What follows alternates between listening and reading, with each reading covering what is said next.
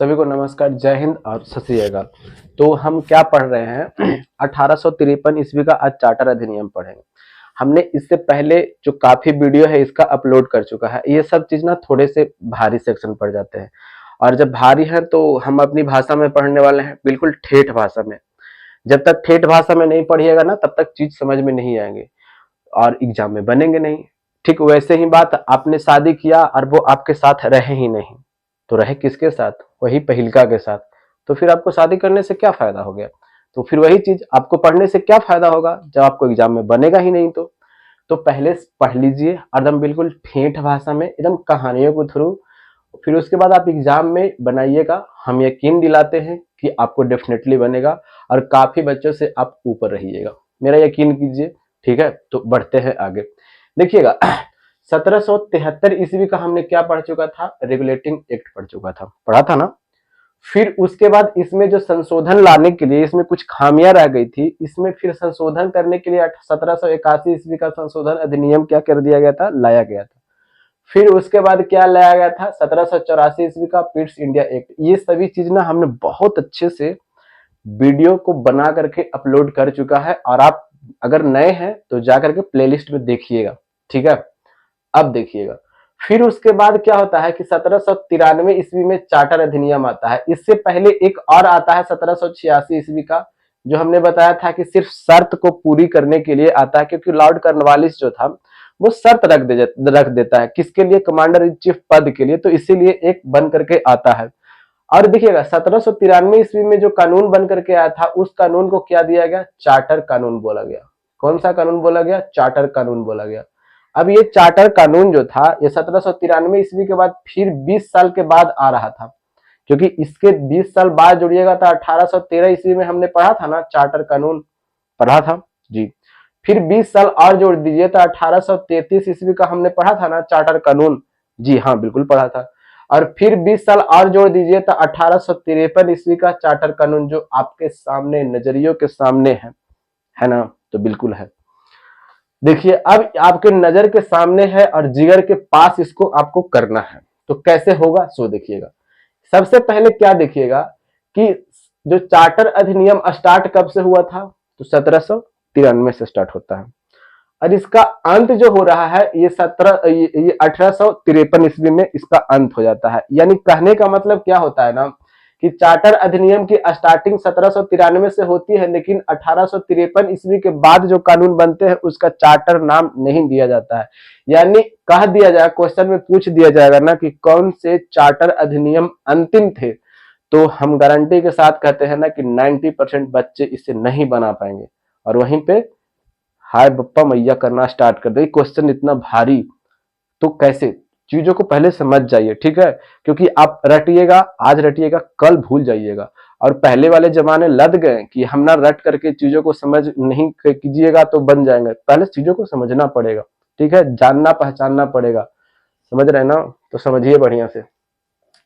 1853 ईस्वी का जो चार्टर अधिनियम आता है ये अंतिम चार्टर अधिनियम आता है। क्यों क्यों ऐसा है अंतिम है भाई? क्यों? इसलिए है क्योंकि इसमें जो 20-20 साल के बाद जो आ रहा था ना, ये 20-20 साल के बाद आपने देखा था, इसमें कोई समय सीमा का निर्धारण नहीं किया गया था। यानी ये कब खत्म हो जाएगा इसे भी पता नहीं था, क्योंकि आपने देख रहा था कि प्रत्येक 20-20 साल पर कानून बन करके आ रहा था, उसे चार्टर अधिनियम दिया गया था। लेकिन इसमें कोई समय सीमा का निर्धारण नहीं किया गया, और नहीं किया गया तो इसको पर खतरा मंडराने लगा। यानी इस पर गले पर तार तलवार लटक रहे थे कि ये कब खत्म हो जाएगा इसकी कोई गारंटी नहीं है। समझ में आ गया ना? हमने चीजों को समझा दिया क्यों अंतिम था सो। अब देखिएगा इसकी विशेषता क्या है। हमने देखा 1793 से स्टार्ट हुआ था, फिर 1853 ईस्वी तक क्या चला? चार्टर अधिनियम चला, और ये क्या था? लास्ट था, और ये क्या था? फर्स्ट था।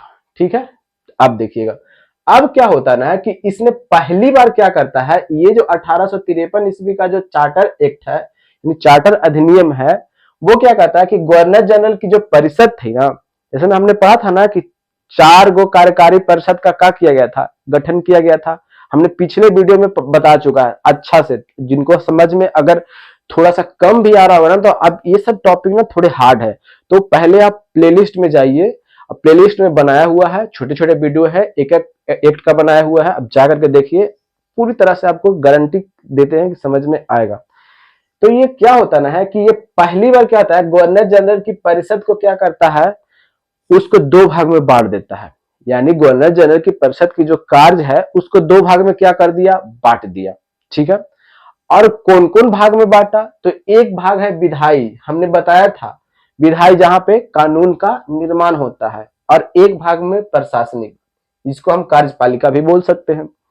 और ये प्रशासनिक वाला तो प्रशासन के मामला दिखेगा, और विधायी में क्या होगा कि ये अपने क्या करेंगे, नियम और कानून बनाएंगे। जैसे में आप समझते हैं कि हम और आप विधायक को चुन करके भेजते हैं, भेजते हैं ना, या लोकसभा सांसद को चुन करके भेजते हैं, तो वो सभी क्या करते हैं, कानून बनाने का काम करते हैं ना।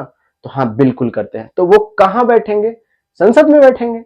अरे जैसे में हमने लोकसभा मेंबर को भी, चुनाव होने वाला है 2024 में, तो हमने लोकसभा मेंबर को चुन करके भेजेंगे, तो वो कहां बैठेगा, दिल्ली संसद में बैठेगा।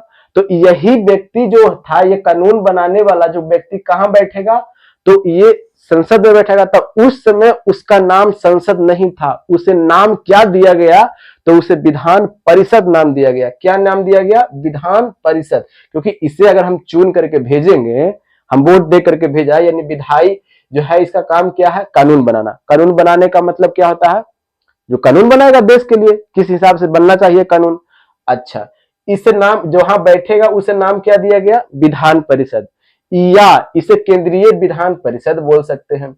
और यही केंद्रीय विधान परिषद जो है ना, ये उस समय छोटी संसद के रूप में कार्य किया। क्यों, क्योंकि इसमें क्या था ना कि 6 गो ही सदस्य क्या कर दिए गए थे, जोड़े गए थे। 4 गो तो पहले से था ही था, लेकिन इसमें क्या होता है कि इस परिषद में, यानी गवर्नर जनरल की जो परिषद थी 4 गो सदस्य वाला, इसमें 6 गो और क्या कर दिया गया, जोड़ दिया गया। कितना गो जोड़ दिया गया, 6 गो जोड़ दिया गया। यानी 6 गो सदस्य इसमें क्या कर दिए गए, गवर्नर जनरल की जो परिषद थी उसमें ऐड कर दिया गया, जोड़ दिया गया।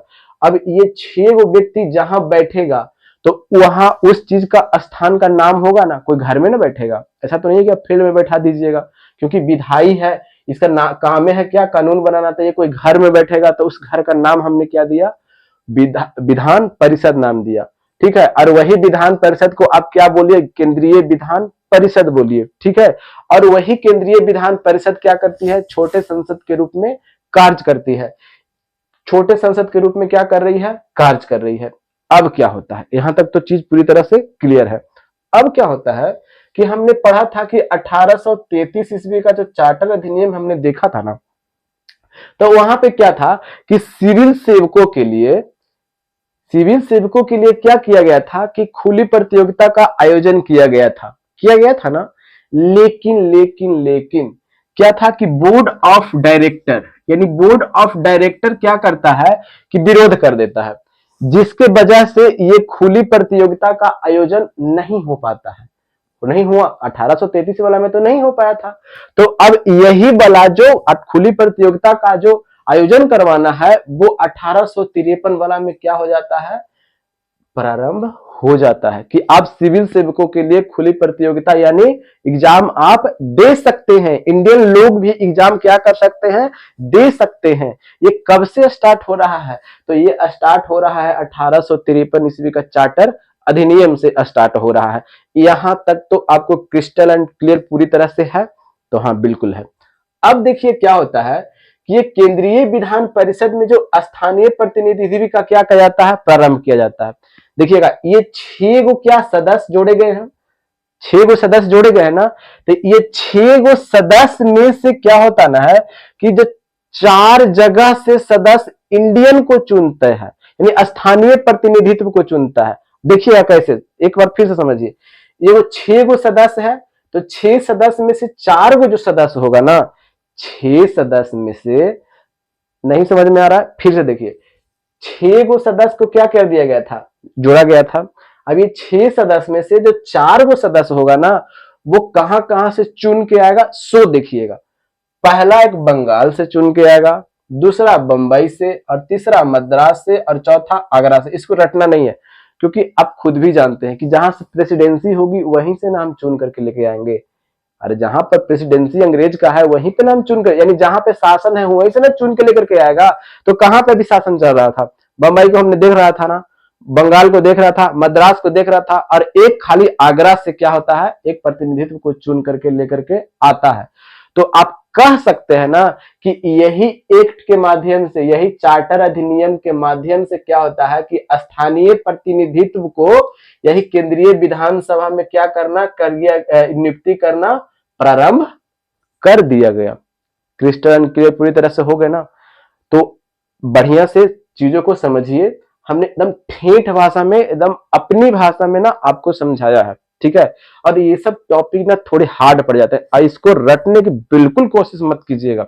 और अगर किन्हीं को समझ में थोड़ा बहुत नहीं भी आया होगा तो एक बार आप पीछे से वीडियो रिमाइंड करके देख लीजिएगा। हम यकीन दिलाते हैं कि आपको पूरी तरह से क्रिस्टल एंड क्लियर हो जाएंगे। और ये सभी चीज ना एनसीईआरटी और लक्ष्मीकांत के बुक से लिया गया है, ये कोई नॉर्मल बुक से नहीं लिया गया है, ठीक है। तो यकीन मानिए और चीजों को पढ़ते रहिए, और छोटे छोटे वीडियो में हम लेके आते रहेंगे ताकि आपको दिमाग पे ज्यादा लोड ना पड़े, ठीक है। और वीडियो अगर आपको अच्छा लगा होगा तो लाइक एंड सब्सक्राइब जरूर कीजिएगा। अगर नहीं भी अच्छा लगा होगा तो आपका अगर कोई सजेशन होगा तो जरूर बताइएगा। अगर आप हमें सपोर्ट दिखाना चाहते हैं तो दोस्तों के पास शेयर कीजिए, कमेंट बॉक्स में जरूर कुछ बताइए अगर आपका कोई सजेशन हो तो। और हमें आपकी सपोर्ट की काफी ज्यादा जरूरत है, तो सपोर्ट जरूर दिखाइए। तो मिलते हैं अगले वीडियो में, तब तक के लिए हंसते रहिए, मुस्कुराते रहिए, और हाँ, अपनों का ख्याल जरूर रखिए। जय हिंद, जय भारत।